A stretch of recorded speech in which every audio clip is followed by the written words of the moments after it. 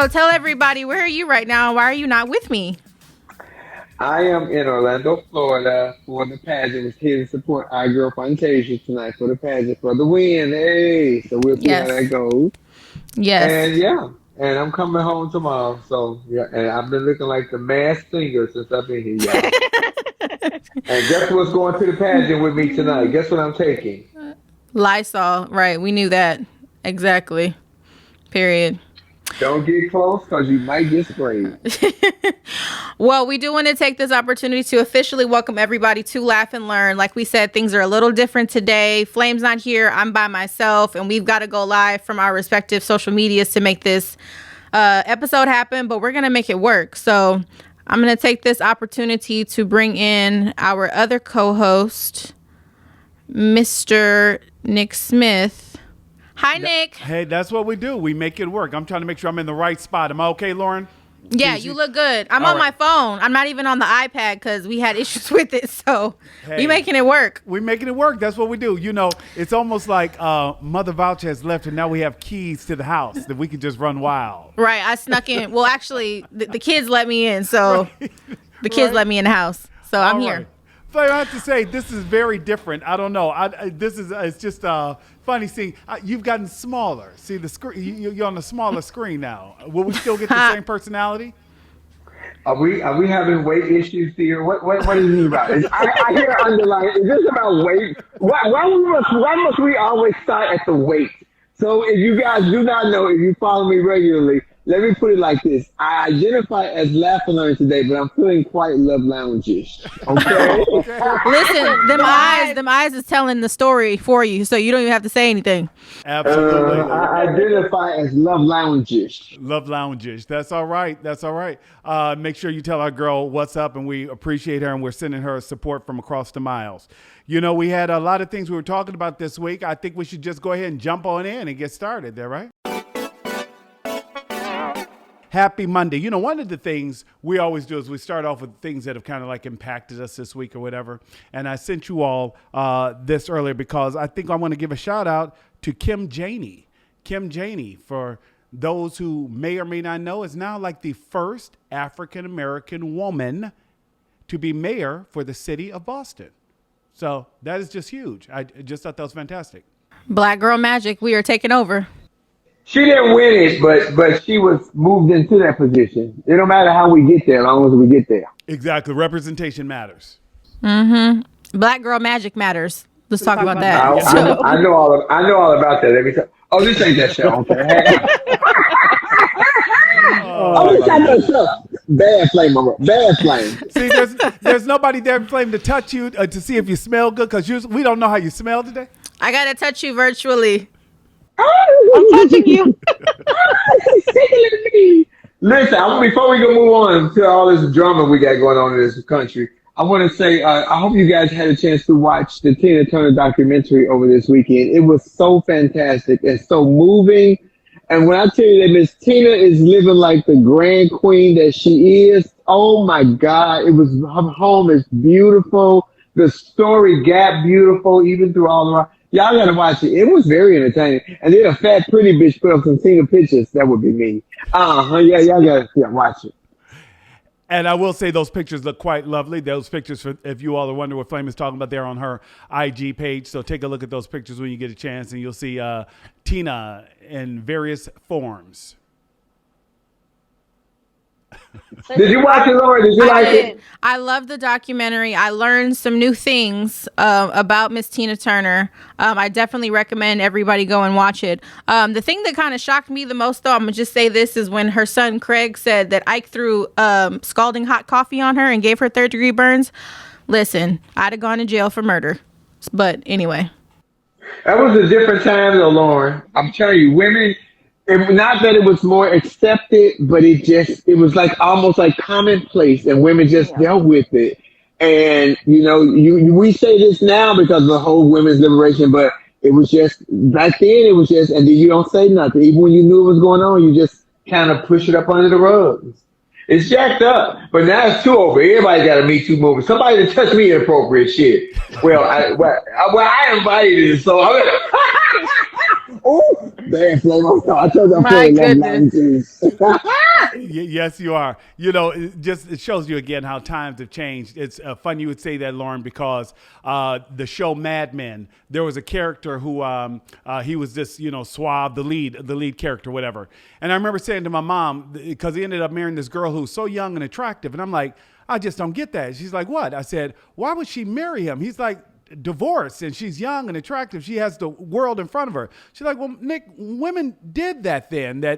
He was considered a good catch. You did things like that then. Women weren't always wanting to lead their own way and be their own person. They wanted to attach to something like Don Draper or something like that. He was supposed to be a good catch. And I'm like, the way he treats, wow, okay, but there you go. So listen, that though I can understand though, because marriage, yes, I feel like the love comes secondary. Marriage is a business contract first and foremost. If you want to get married, that's a business contract. So that, Nick, I understand that.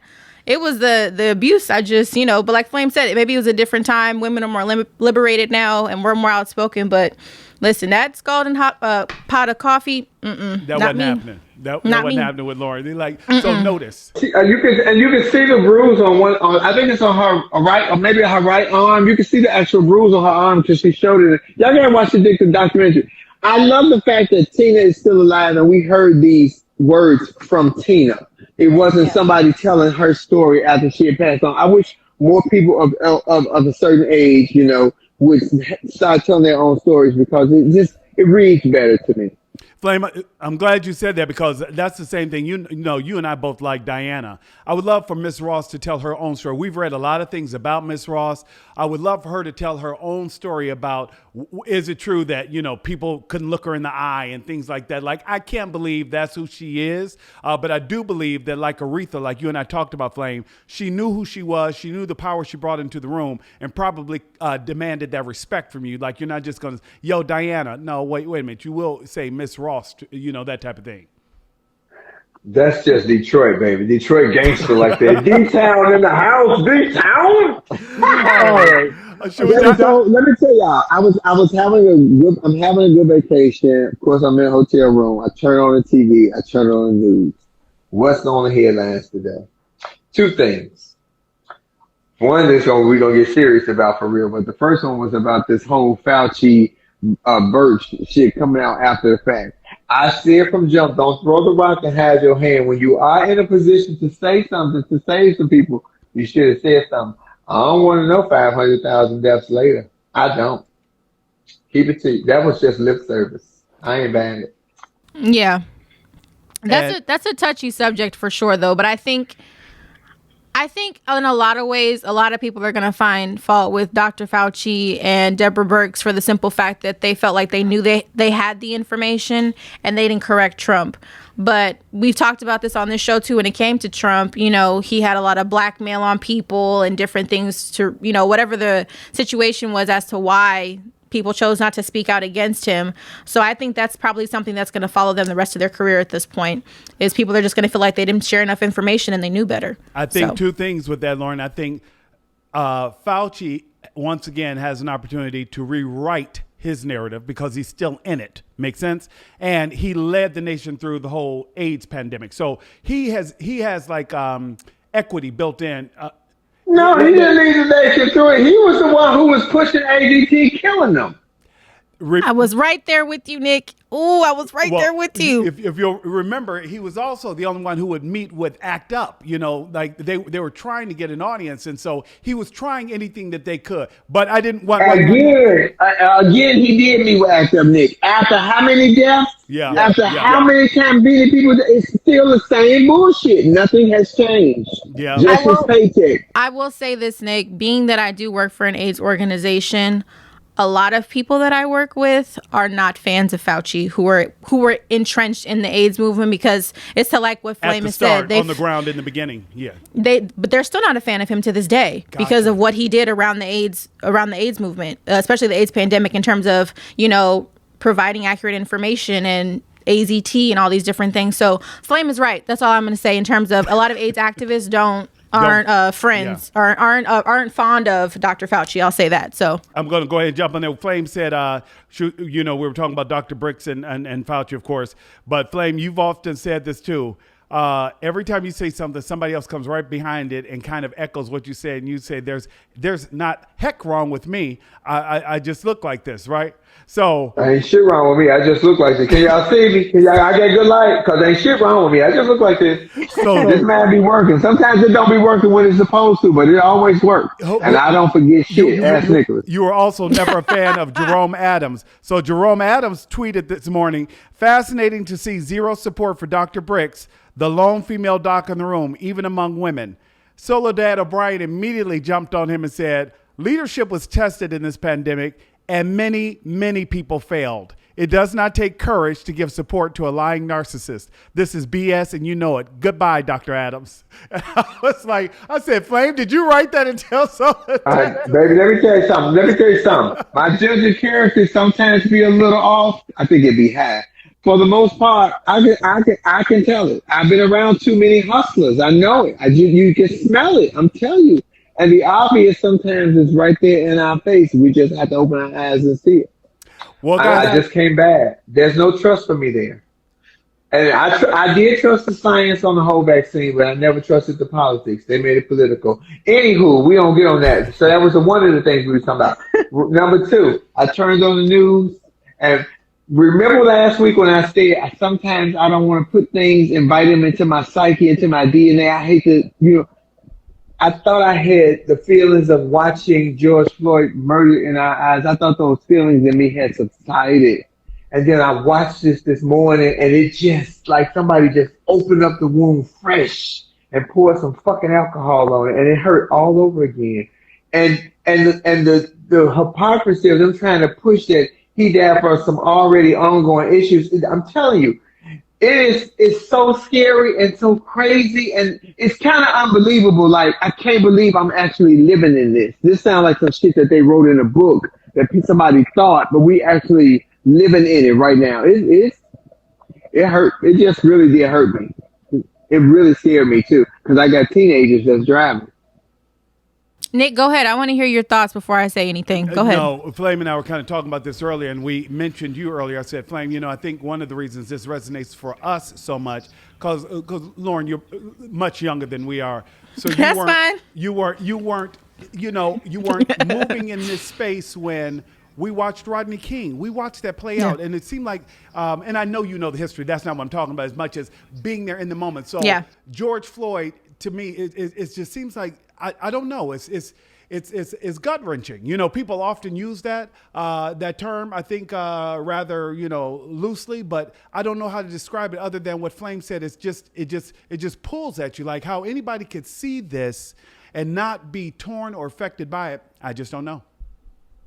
Yeah, I've been watching the trial all morning, and I agree with both of you guys. I think to have to continually I'm more so. My heart goes out to his family because the fact that they have to keep reliving this experience of his death, his kids, his sister, like it's just, I just don't have the words for it. It's going to be something that, it's going to stay with them forever. And I just really, I don't have the words for it. My heart goes out to them. I'm going to continue to pray for them. I hope that justice is served and we actually get a conviction. Girl, you better stay along holding because I'm sitting here seeing it in my head. I'm telling y'all now, if they don't sentence this man correctly, oh my God, just the aftermath of it all. Because I'm like you, Lauren. I didn't even have to have my glasses on to see a clear murder happening in my face. Yeah, exactly. It's murder at the end of the day, and I think that it's very. It's degrading to the fact that they're trying to shift the narrative, like Flame said, to where, he died from pre-existing health conditions and a drug overdose, when that's not the case. It's also come out that he was actually being, forcefully knelt on for 9 minutes and 29 seconds and not the original 8 minutes and 46 seconds that we thought. And the fact that Derek Chauvin had his knee on his neck for an additional 5 minutes after he was even unconscious.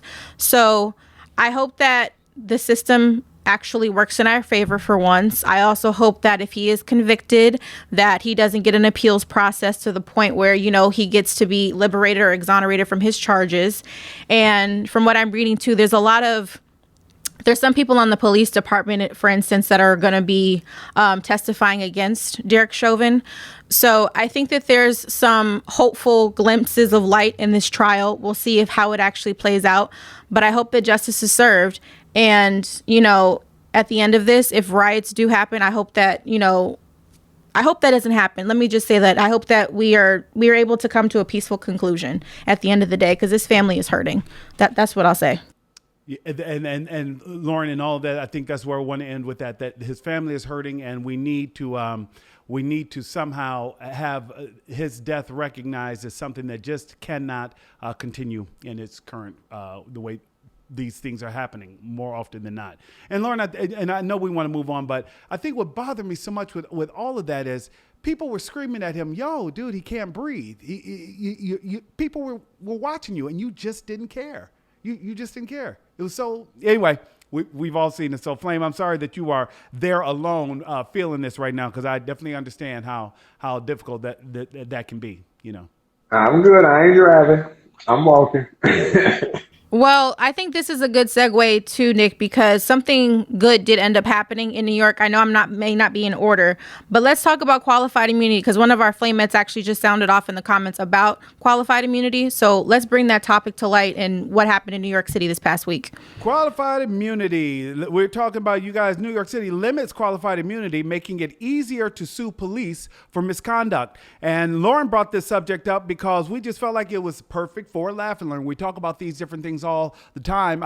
Many like to confuse the language of defund the police and all of that, where we're talking about police reform and how activists believe that there has to be a change in the way policing is done. New York City Council passed legislation aimed at reforming the New York Police Department by making it easier to sue police officers for misconduct. The council last Thursday voted to limit qualified immunity, which became a focal point of the debate to reform policing across America last summer. Now, qualified immunity is defined as a decades-old legal doctrine that often shields police officers in cases of excessive force or unreasonable search and seizure.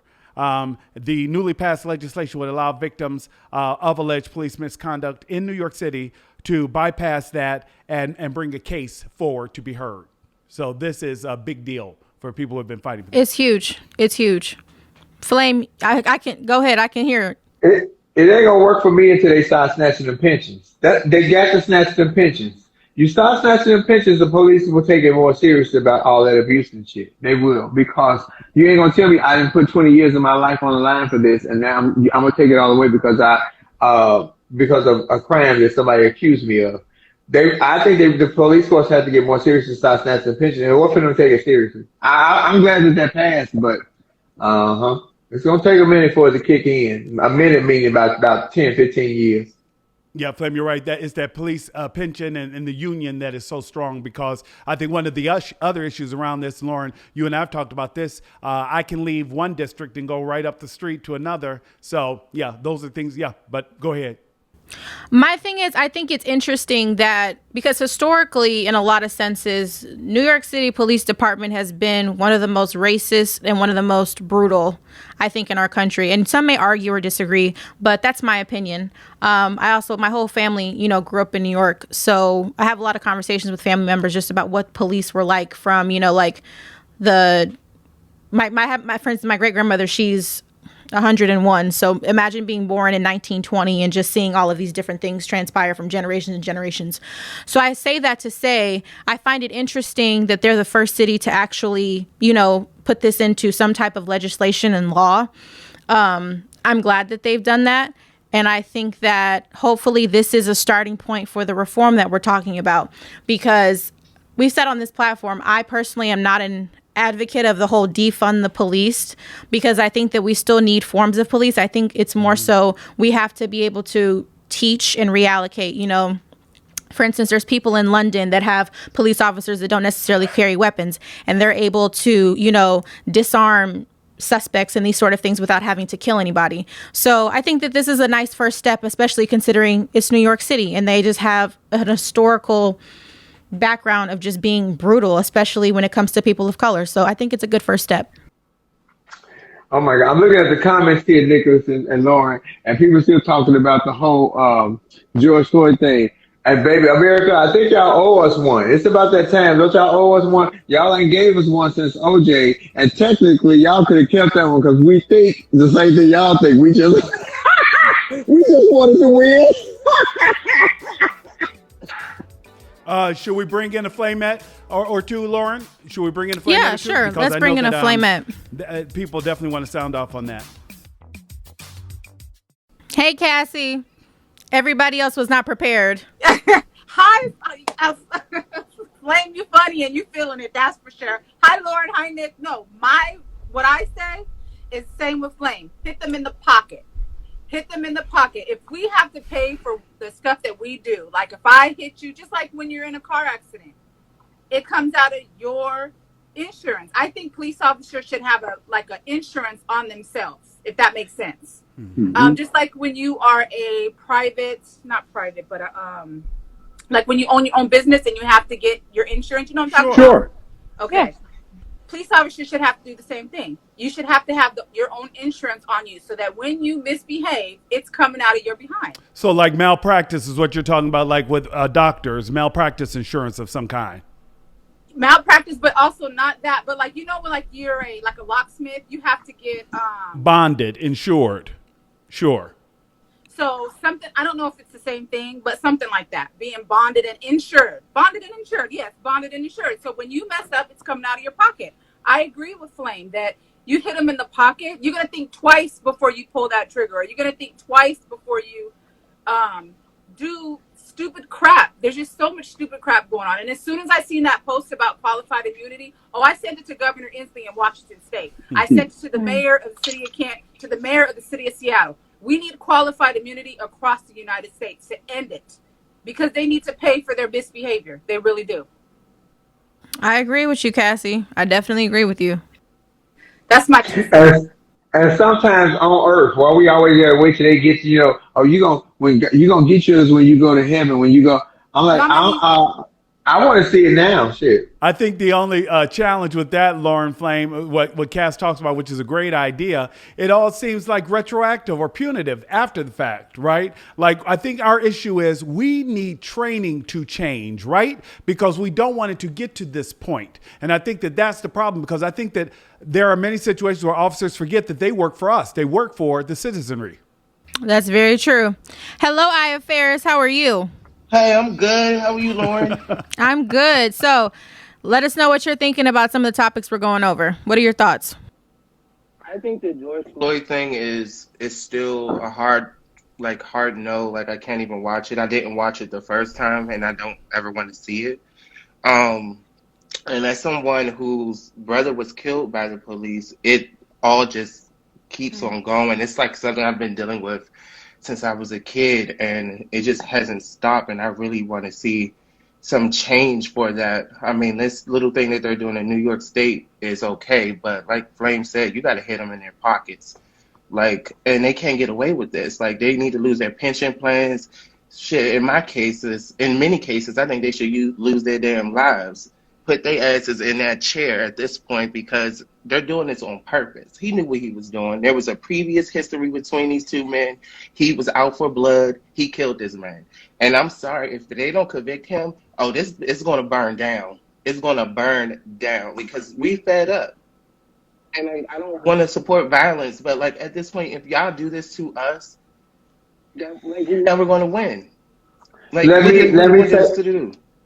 me say something, and I hear, baby, when I tell you, I hear everything. When you it's like you whipping me with a whip, and I feel the stripes every time you speak it. Mm-hmm. But if we win, it's one victory.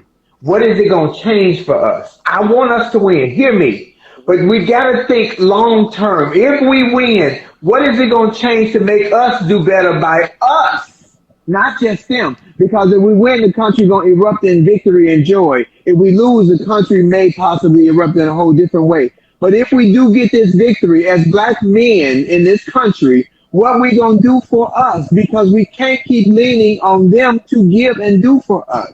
Yeah. So I don't want to sound like I'm against us. You know, I love my brothers. You know, I love black.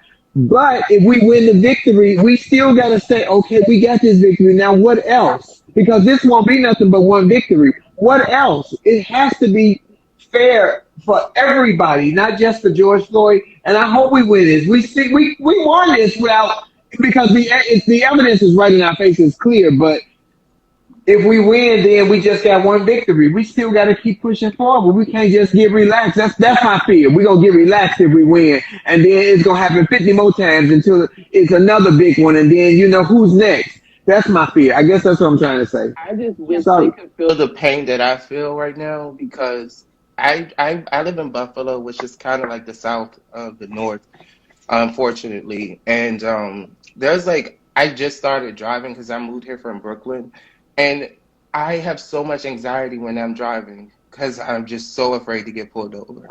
Like it's about to be 5 o'clock here, and I'm like, I got to get in the car. Like I'm deadly afraid of driving, and I have to now because I live in this city, and I don't want to sound like a punk, but it's a legit like I'm nervous. Like you never know what could happen. That's my take. Don't feel like you're a punk. That's just the reality, especially that black men have to deal with, black women as well. But that is a reality for you. So please don't ever say that you feel like a punk. That's something that you guys will always have to deal with mentally. And that's something that needs to be talked about. So please don't ever feel that way. I'll just say that first and foremost. And I will absolutely. And as well, I hear what you're saying too, Flame, in terms of us getting complacent. In terms of, let's say we get this victory with George Floyd and Derek Chauvin gets convicted, we don't want the country to get complacent. But I think that's where we step in and legislation needs to happen. Laws need to be created. So that's what I would say is probably for me, at this point in time, that's the only thing I can really think of is that we're going to have to push some legislation and some new laws forward. That's how we continue the fight, and that's how we continue to push forward. Those would be my initial thoughts to the comments that you just made. Thank you. Well, thank you guys. And Flame, you owe me a show. I promise I'm gonna make it up to you. I promise. Thank you. Right, thank you for the support, love. Absolutely. Thank you. And this goes back to, you guys, there's how is it that everyday people are nervous just to drive their own car in their own, this is what I'm talking about. This is where things have gotten to. I just be nervous to drive when my insurance expired, baby. Now you just nervous to drive because. But you remember the joke that I said on They Ready, which we just celebrated the 2-year anniversary, and I said the joke was, if I'm pulled over by the police, I'm more apt to say that I'm a trans woman than I am a black man because the way the wordage is, just the same 2 words different around, makes the whole temperature come down. Because if I say I'm a black man with titties, it sounds offensive to them, I guess. As opposed to me saying I'm a trans woman. Maybe it sounds freakish. Whatever it is, it may be the difference for me between life and death. So I would rather say I was a trans woman. I don't always play the training card, but bitch, I played at the police will be over. I'm trans woman. Well, hey, I think that anytime we feel like we're in a fit of survival, you do whatever you can to survive the situation. Absolutely. Absolutely. Absolutely. Lauren, should we move on to the next topic there? Yes, this is going to be a heavy show. I just want to pre-warn us. It's a heavy show, but these are topics that we have to discuss and that we would love insight on. I just feel like Laugh and Learn, the whole purpose is to provide a space so we can have these conversations. And sometimes they're going to be heavy and sometimes they're going to be lighthearted, but that's just the premise of this show. So I'll just say as a forewarning to you guys, we got heavy topics we're talking about today. So back to the young man that we just had on the show. I agree with some of these comments. If you feel all that in your city, you really need to move because you're never going to find happiness there because you're going to always walk around in fear. And it's not good to live in fear. You should leave that town. Find another job. You're going to just have to make it. It'll work out somewhere else. It always does. It always does. I think it's, go ahead, Lauren. No. I was turning it over to you to see if you wanted to move on. I was going to go ahead and move us in the direction. Lauren, we have like 3 other things, but I'm going to try to, I want to get on this and then we can get off. Because we brought up last week, we had talked about the hashtag Stop Asian Hate was trending. No sooner than we wrapped our show, Lauren, we had another mass shooting. Like literally, we have had this conversation before that there's always another story waiting in the media cycle to, I won't say eclipse the one before, but maybe shift focus. And I think that is what's happened with the most recent shooting du jour, right? And we were just talking about that one, the new mass shooting in Boulder, Colorado. I think Vesper, I don't know if Vesper is here. Say shooting du jour, Nicholas. You You can't decorate a shooting. Did you just say, hold on, did you just say shooting to you and Nicholas? I wasn't trying to be. Yeah, I didn't know. You can't decorate a shooting, nigga. Oh, Y'all get Nicholas. Y'all get Nicholas. Loretta. I I just just feel, messing with you. Knock it off. I just feel like we have one every day. You know. Well, that's what I want to talk about because I don't know if Vesper's on here because I do want to bring him in at some point because we are going to talk about what happened in Georgia later on too. But he said it last week. He was saying it's like these shootings were going to start and it's almost like it was a prelude to what our week was going to be like. And it's crazy. The world is opening up again. You know, the cases are coming down in some states and some they're going up, i.e. Florida. But it just seems like there's a new shooting every day. Wait. Flame, wear your mask. You'll be fine. You sure will. But yeah, it just seems like there's a new shooting every day. I think last Wednesday or Thursday, I saw that there was like another 4 shootings in Atlanta. Yeah. There were 3 here in Los Angeles. And there's just shootings happening that aren't even being covered because I guess it's not there's not many victims, but there's so many shootings happening every day. And it's just like, enough is enough. Like, what's going on? What's Lauren, going on? 2 things. You just to touch on what you were saying, that what CNN did is they released just the number of shootings that have actually happened during 2020, but sometimes they just happen so often. And unfortunately, they cited Flame in our hometown of Chicago. They say they just happen so much that it just doesn't stop the news cycle. So the mayor is not going to go out. Yeah, we have 14 people shot. What do you want to do? Because if we did that every day, I don't know that it becomes too much or it just becomes white noise. But the idea was there have been a number of shootings. The shootings continue to happen. There was another shooting in Philadelphia where like 8 or 14 people were shot. But again, it doesn't rise to the level of the supermarket thing because it was more of a house party and it's just part of the gun violence that happens. And so that's the deal, that maybe we need to take a new look at that. But I think that's part of the problem too, though, is that because so many shootings are happening, it's like, oh, we're going to normalize it. Yeah. People dying and people being shot is never something that should be normalized. And I feel like that's what's starting to happen. It's like, oh, yeah, another shooting happened, but 10 people didn't die. So thank God for that. No, that should not be the case. Shootings should not be taking place right now. We need gun control. We need gun reform ASAP. Because we brought this up for the simple fact that the shooter in Atlanta was able to register and buy a gun the same day, but you can't even do that with voting. Yeah. Is absolutely ridiculous. So something's got to give. Something has got to give. It's unacceptable that we're just hearing about all these shootings and nobody's really flinching anymite I think it has become the norm. We were talking about this, Flame and I were talking about this also just after this happened. We both saw a soundbite, an interview with a young man who was about 20. And he just talked about how he saw his friend get shot, but knew he could not run to her and offer aid or else he himself would have been shot. That he has not been in school since he's been in school where he has not had an active shooter drill.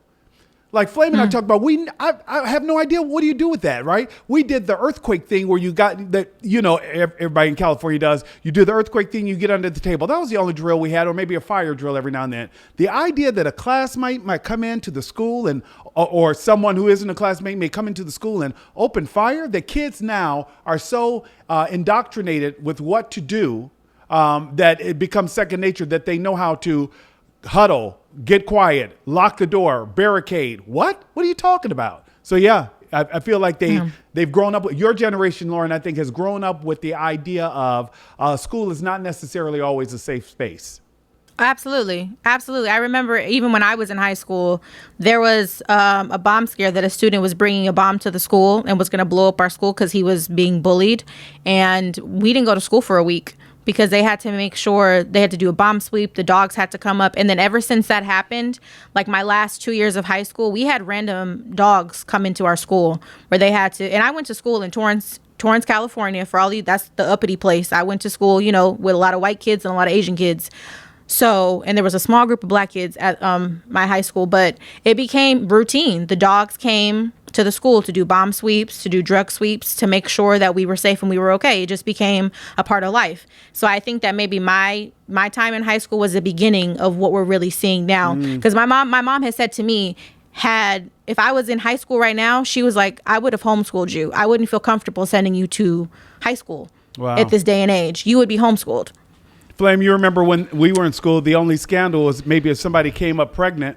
That was literally the only thing that we had those too. Look, that would be me. That would be me. Oh, that line right there. That one line right there. Let me put the head and have work for me and on me. Good God. Look. It is disheartening that these shootings are going on like this. And like y'all both said, honey, it's become commonplace. I don't know why these people are so angry. And that some of it is racism, some of it is just self-hate. Here's my thing. If you want to kill yourself, have at it. At home, not in your room. I'm not promoting that. I'm hoping you can talk somebody off, but why must you go out and kill 70 people? Innocent children and old ladies.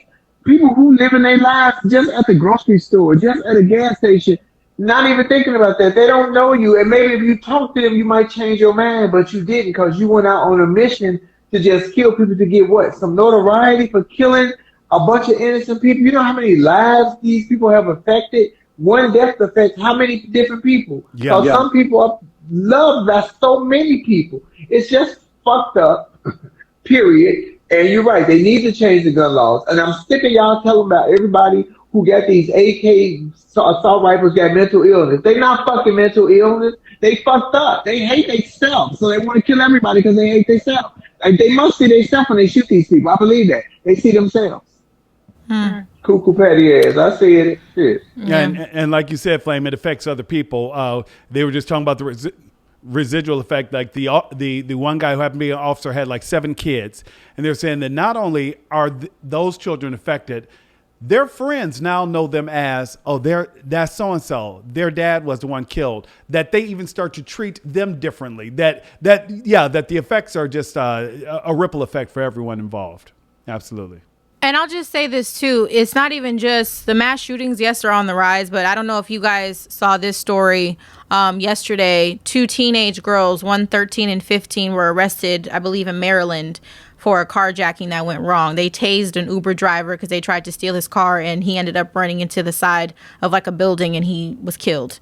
So it's just, I don't know what's going on in our country right now. It's just a lot of turmoil. It seems like 13 and 15, 2 girls tried to do a carjacking and ended up killing the Uber driver because they tased him with a stun gun, and he lost control. Go ahead, Nick.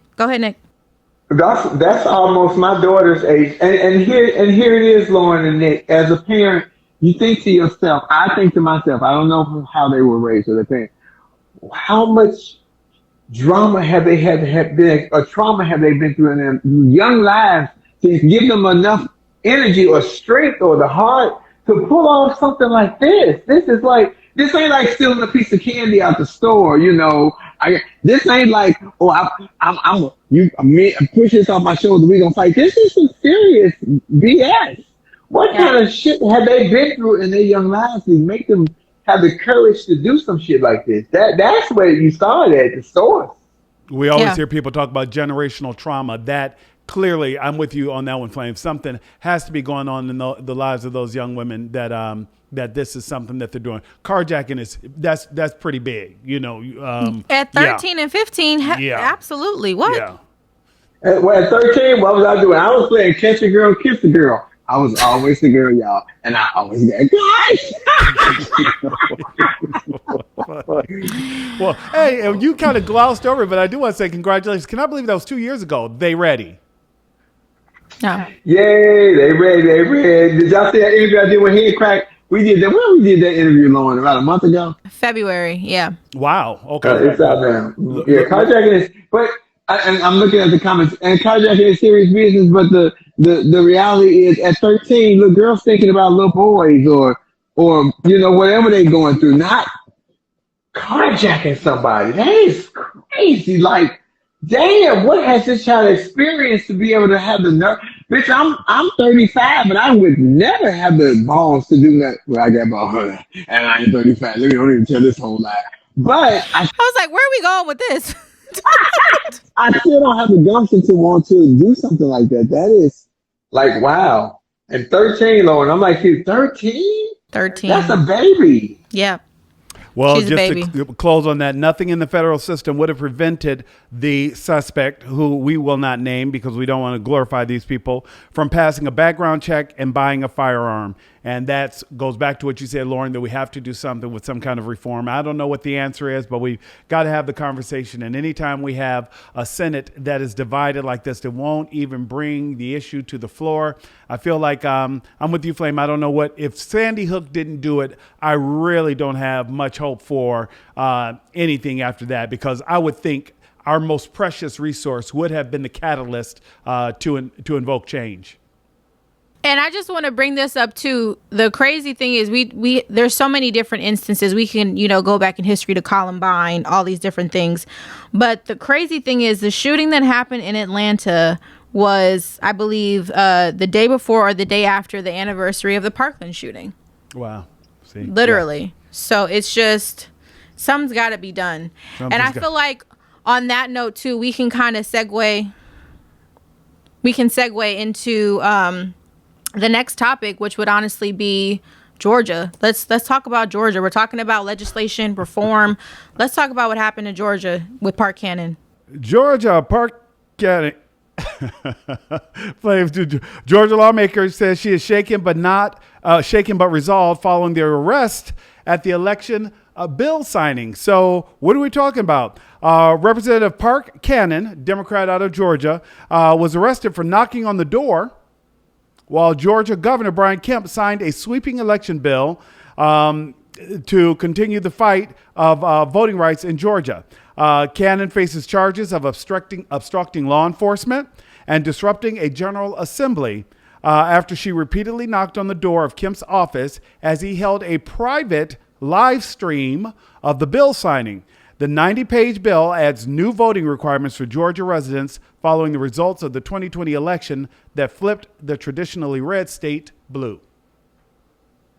Payback. Oh, go ahead, Blaine. Georgia's still on payback going for you. I know that's because you lived there for a while. They still on payback. Y'all know they still mad at Georgia that Stacey Abrams trying to help flip Georgia blue. That's all payback shit. They playing dirty politics. That's all it is. But guess what?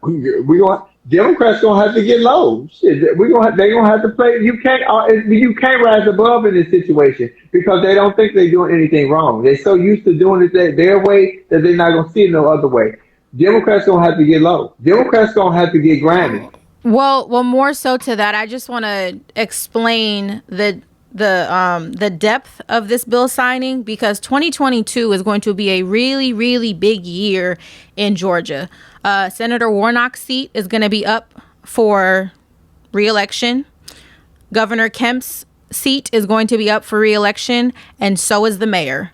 So this bill that Brian Kemp signed was so important and is bringing so much attention for a myriad of reasons, because Georgia has some really important elections coming up in 2022. So I really hope, Stacey Abrams has done such a great job. I hope in a lot of ways she ends up running for governor again next year, because I think that her being in that position is going to be such a saving grace for us. Mayor Keisha Lance Bottom, like I said, her seat's going to be up. They don't know what's going to be happening in terms of the mayoral seat in Georgia.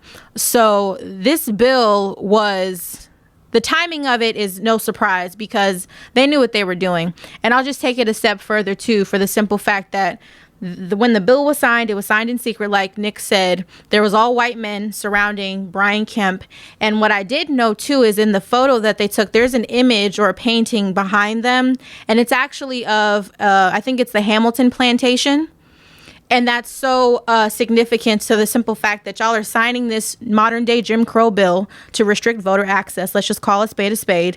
And you've got this plantation, this image, glorified image of a plantation where slaves were brutalized and murdered and everything else behind you, if this was just something so special. Yeah. So the subliminals around this whole situation are very telling as well. So. And also, Lauren, to piggyback that, No one wanted this. Like, here's the deal. If you talk to Georgia voters were polled. None of them wanted changes to the elections.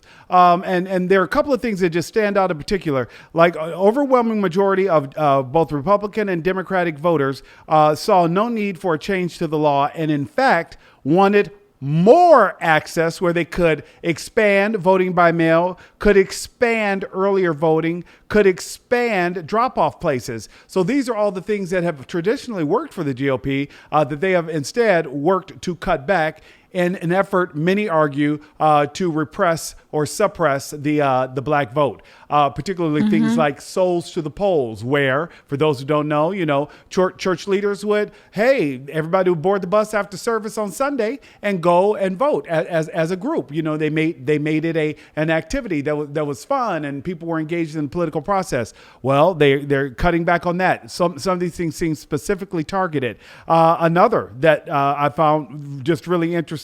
Like, why would you do that? They're making it harder for people to actually stand in line. Lauren, you're standing in line and it's Georgia and maybe it's a little warm. I come to hand you a sandwich or a bottle of water. I am now breaking the law. It is illegal for me to give you water while standing in line to vote. And I can't sit there. Here, your mom is like, hey, Nick, hold me a spot. My mother's like, Nick, hold me a spot till I get there. I can't then step out and let her step into that spot. So you sit there, you ask, it seems almost punitive. Like, what was the motivation? The killer in this, though, they've also done this whole thing where now they can supersede the official in that position. So now Raffensperger has no say anymore.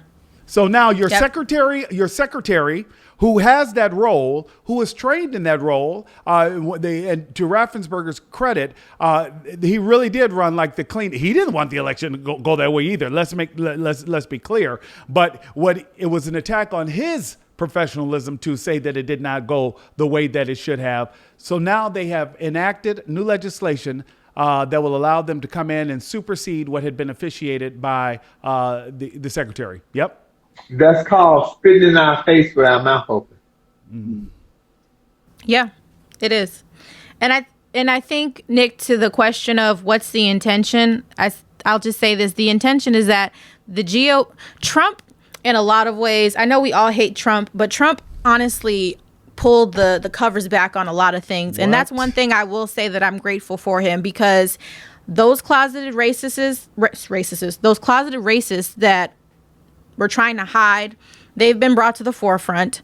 The folks that really the GOP, in a sense, the GOP is finally showing their true colors in terms of, we don't really care about the people. We just want our people to stay in office so we can keep pushing our own agenda. So I hope that we're all understanding and really focusing on what's happening in Georgia specifically, because they're the first state to enact this legislation. I'm sure they're not going to be the last.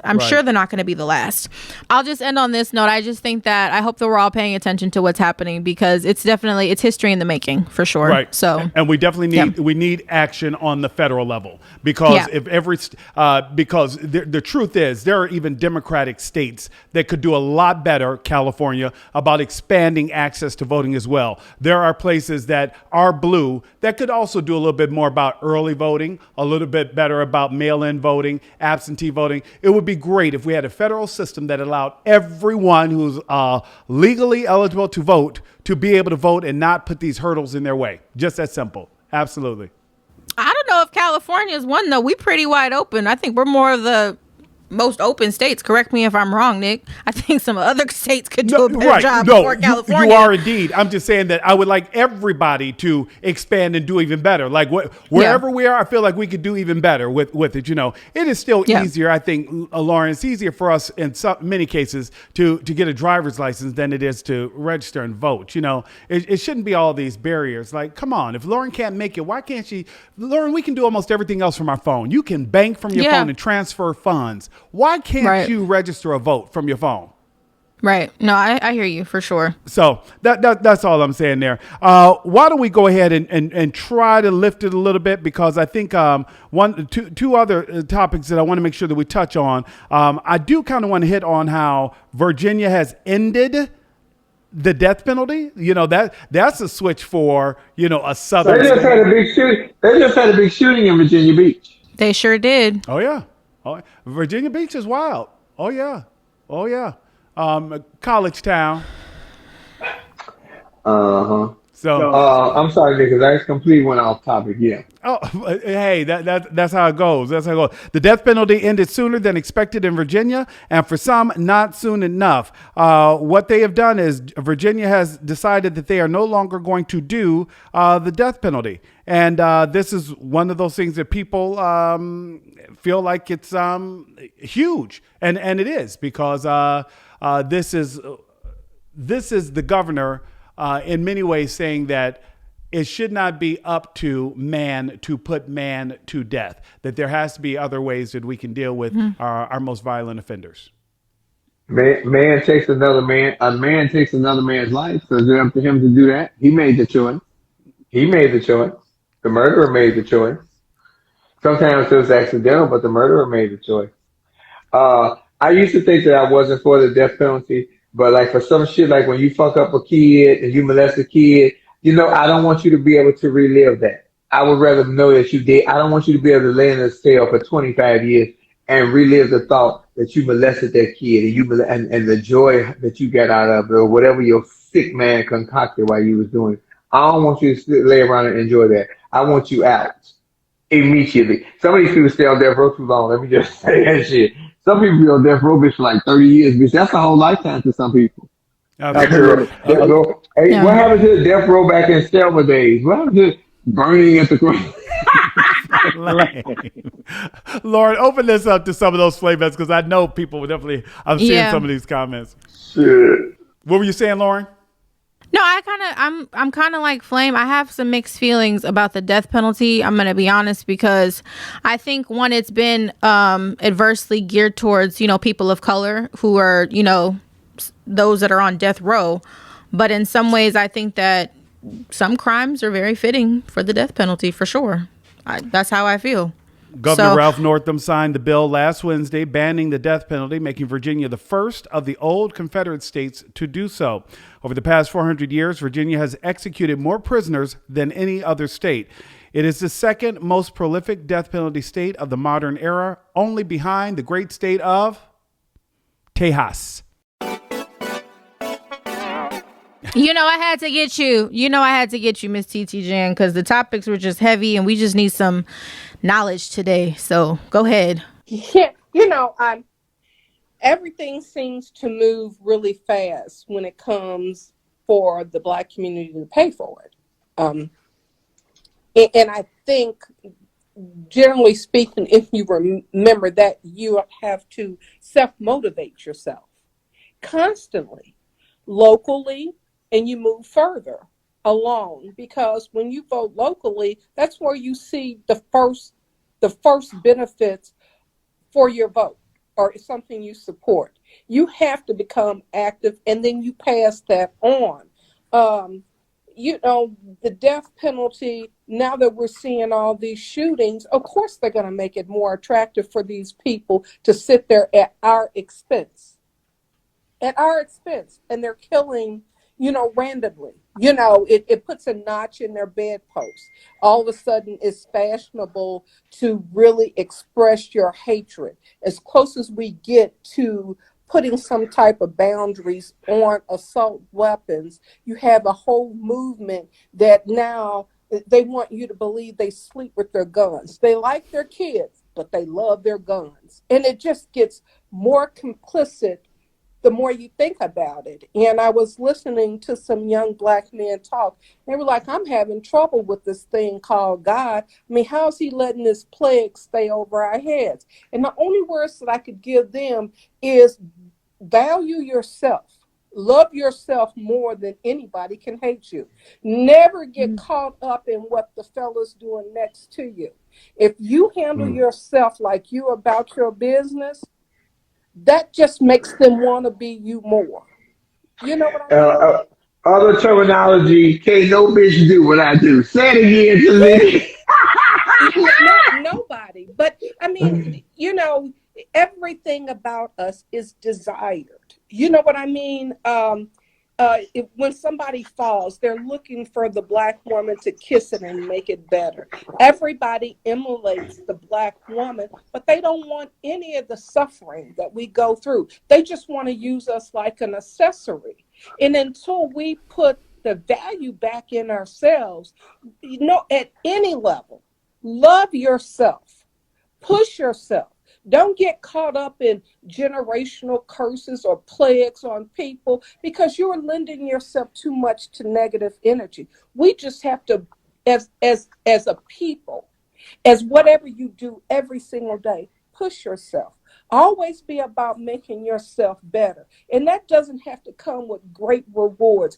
If you go and ask a question on your child's behalf, you have exercised being a proactive parent. You have to change the narrative. And as simple as that, I'm sure the folks in Atlanta, if they're smart, I know Stacey had to know that there was going to be backlash. Kumo should have knew that there was going to be backlash. So you have to already have your soldiers in order. They already have to be marching to a beat. And that's with anything. Act like you happy on your job. People will come for you just being happy. Pull up in something new and you didn't tell everybody in the office you were getting ready to do that. Let them find out that your child is going to a private school. It doesn't take a lot to make people angry and in this preconceived notion of what you should just want or have. Break out of that mode. You can have whatever you want as long as you pay for it. Quit seeing yourself at a level. You can have it. Push through. I don't give a damn about a plague. We have to push through. And it's as ugly for me having a very dark, full-figured son as it is for anybody. But all I can tell him is be about dressing up your resume and pushing forward. Let me just say this. Miss TT Jan, you didn't dropped about 100 gems in all of what you just talked about right now. And this is why we appreciate you so much. I didn't mean to interrupt you, but that was a myriad of gems that was just dropped. I think it's all of us, and we're all looking for hope. Lauren, it's like as soon as we nudge a little bit, here we come with somebody extremely stupid to make us. I know Hope. You want me to call? Look, I know Hope. You want me to call? You want her number? Another Hope. But I had to bring you back around, Jen, because I felt that rope dope coming, baby. Do not get discouraged. Be encouraged, and just keep pushing, and because they want us to feel like we're defeated. That's the reason they're scrambling. Yeah. Because if they think if they can create all this mass confusion, then they've gotten into our psyche to start letting us fight amongst ourselves and in our own brains. Whatever you're doing, keep doing. I'm not selling school, but if you go to school with a vengeance. If you're going to go to a trade school, go to trade school with a vengeance. If you're going to start a business with a vengeance. Quit wearing your money and invest your money. We can all do it. It's not anything, I didn't come for money, but my portfolio looks really good. So get your knowledge, keep pushing. That's what makes people, respect you. They don't want to respect you. They really don't. They feel better. They don't want to own racism, but they like the works of it. Mm-hmm. You know what I mean? Mm-hmm. They're quite comfortable with racism, but they don't want to own it. There's nothing new about the police department turning on peaceful protesters. There's nothing new about that. We've all heard about not driving in certain places when it gets dark. This is absolutely nothing new. But now all of a sudden, because we say, wait a minute, Black Lives Matter, what are they talking about? My life matters. Well, you know what? We mattered when you brought us over on ships. If everybody's life mattered. Miss TT Can I just say that was the only cruise I was ever on. That's the one that I wasn't on, but I'm paying paying the first class tax for it. That was like, no, y'all missed that whole joke. That went all over y'all here. They brought us over here on ships. Oh yeah. Okay, shit. Tough room. Fuck it. No, Miss TT we Jan, were with you. yeah, We heard got you. you. Absolutely. You're right. But Miss Flame. TT Jan, thank you so much. Miss TT Jan, we appreciate you as always. Thank you for coming on here and dropping gems. Yeah, I love you. Thank guys. you. Yes. All right. Thank you so much. Bye, Jen. Bye. Lauren, And honestly, Baby, Jen had got heated. Yeah. Yes, indeed. Guys, we know today's show was a lot, but I think it's just reflecting everything that we're all kind of carrying. TT Jan just said something. If you're going to do something, do it with your whole heart.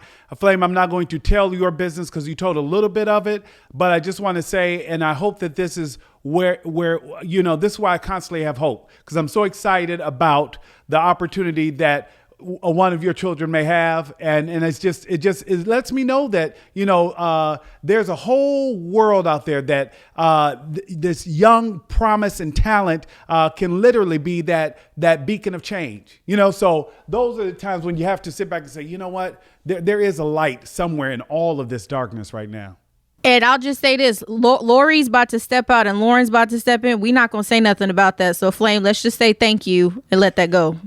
Okay? Yeah. There we go. But I want to do it for bragging rights. I can't I know hardly you wait do. to say, We're not doing that I'm yet. old Let's Franny. we I'm gotta old sign some Franny paper. and We gotta radio sign some fancy. paperwork Oh, first. We gotta sign some documents first. So we're not talk to gonna us say nothing. before we go anywhere. Flame, what do you got coming up? Oh, I'm going to see the pageant tonight with supporting Fantasia for Miss Glamorous. It's only in about like an hour and a half. I'm gonna take a shower and get spruced up. I'm gonna send y'all a picture of the outfit later. Other than that, listen, we're gonna try to do wherever we work out with another show. But y'all call it in, hit Lauren up at HeSheWeBookings@gmail because we taking them as they come, respectfully. Respectfully is the word. Respectful is the word today. We give you 5 on that one. Well, thank everybody. I want to thank everybody for listening at home or on the go. And I want to remind you that if you like something you heard today, to definitely comment and like and share it, because it helps others to find, laugh, and learn. And at the end of the day, we say this all the time, but it really is true. We are not trying to get anybody to change their mind. We are simply just trying to get you guys to use your mind, because why, Flame? Because you got to hella man to use it, or else you're going to be feeling like I'm feeling right about that, because I'm feeling groovy, baby, just groovy. No, seriously. Listen. We want you to use your man because your choice is always yours. The choice is always yours, but you have to be comfortable with the choice that you make, not that somebody else make for you. Because I'm telling you right now, ain't nobody going to tell me what to do. Because that's what's wrong with me now. Because I'm going to do what the fuck I want to do. Because if I don't want to do it, I'm not going to do it. And Nick, where can everybody find you? Yes, Nick, where can everybody find you? Looking forward to seeing you soon, friend. Find me on Flame Monroe Flame, all that. And we thank you so much. And yeah, come on, where we find y'all at? Because I'm done. Yes, I'm trying. You see me trying to move forward and wrap it up. I'm trying to be as discreet as possible. Damn. Okay, Laura, you did a fantastic job, Laura. Thank you so much for helming the ship. You can find me at Nick Smith News on Instagram and Twitter. And yes, I heard everybody sounding off about me in Nashville this weekend. So yes, I was in a couple of. We'll I wasn't going to bring that up, but anyway, we'll talk offline about that one. Yes, I am Lauren Hogan on YouTube, and I am Lauren Armani H on Instagram. As always, we thank you guys for tuning in, and we will see you next week. Also, remember the new way that we're doing it. The audio comes out on Thursdays. The video will come out on Saturday. Y'all got it early this past week. It's going to come out on Saturday. We love you guys. Flame, anything else? Girl, you got it. All right. Bye, you guys.